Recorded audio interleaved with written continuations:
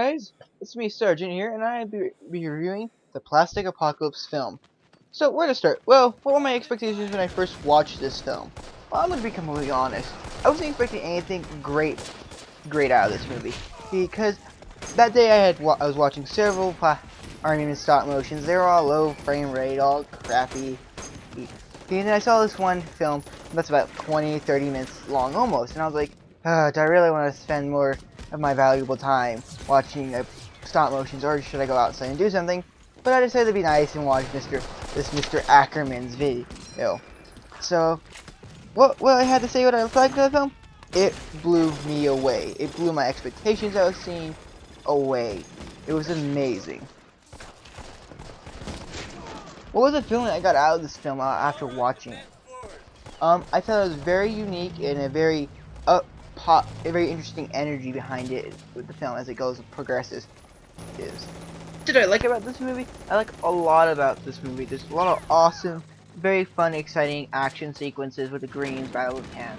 Some of my more favorite parts was actually when Sergeant Stallworth, one of the characters in the film, leads his unit to a fence and they're trying to blow this barricade up when a 10 and flat gun comes over the hill and just wreaks carnage. That was one of my more favorite scenes. And also near the end is the battle for the main compound or bunker area. I found that was one of my favorite parts in the film. There's a lot of other spots I really enjoyed. I thought were very fun and enjoyable.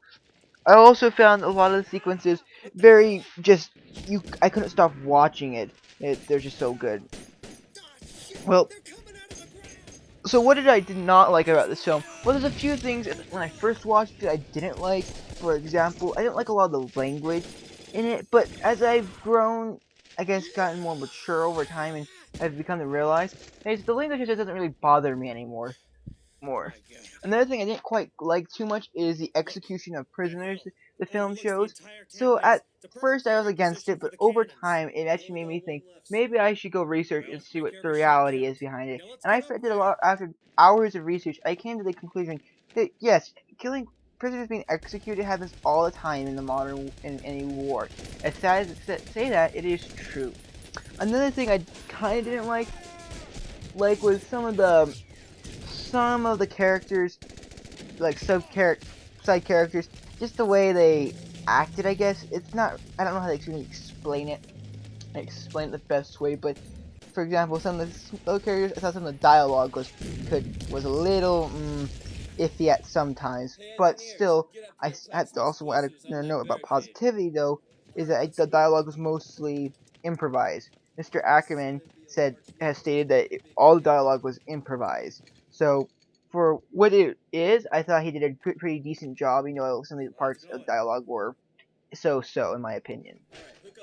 So, what did this film do afterwards watching? Well, I'm gonna be honest, this film kind of gave me the push to go make my own YouTube videos and stop motions. So, my first stop motion was an Argument stop motion. Pretty crappy, but this film I credit for giving me the push. I've done films before, when I was younger. I've been doing films for my parents as a little kid, you know, trying to please my parents and stuff. But I never really did anything with it until finally watching this film, and I credit this film giving me the push, as I like to call it. Another thing I thought was very interesting, it kind of at the time took me aback, but also I think it kind of helped me desensitize me to these things that happens in the real world. Another thing that I thought was pretty interesting, did it make me think about a lot of issues they brought up in the film? Heck yes, it did. It brought a lot of issues, some social issues like the execution of prisoners, and different things like that in the film. I thought was very interesting and it is very unique, especially for something as simple as green plastic army men fighting. Yes, the first film in the series, it doesn't really focus too much on a lot of stuff, but it's still there. Another thing I found very intriguing too is near the end of the film when Captain McCobb and Sergeant Starr talking at the end, talking about how, oh, good job today and stuff. It was very interesting to me, and I thought that kind of little speech was very interesting and I thought kind of realistic in a way when a grizzled captain or grizzled officer basically fought through hell to accomplish their mission. So it was very interesting. Also, this battle sequence here at the bunker, which you see in the background, is my favorite, one of my more favorite scenes, but also kind of like, oh no, oh, a lot of the Greens get their butts handed to them, so I thought this was a very unique sequence. And to be honest, I really enjoyed Plastic Apocalypse, and I think it's a pretty fun film to watch overall. At the end of the day, I found Plastic Apocalypse very fun film to watch and very unique for the time, and still holds up pretty great compared to the sequels, which I'll be revealing at a later point. But I had to say this is one of my more favorite films in the series, just because it is the original.